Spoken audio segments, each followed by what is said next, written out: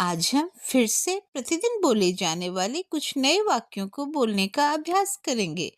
मैं हूँ वन्ना झा। मैथिली पाठशाला में आप सभी का स्वागत है।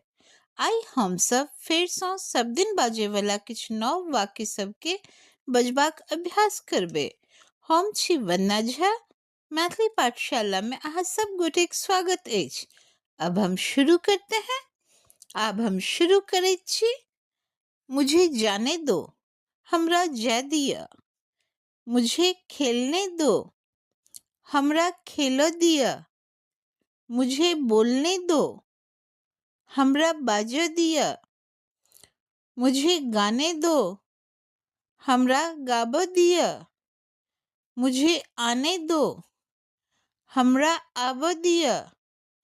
हमें बैठने दो, हमरा बैसो दिया। उसे नाचने दो, ओकरा नाचो दियो। उसे रोने दो, ओकरा काना दियो। उसे पढ़ने दो, ओकरा पढ़ो दियो।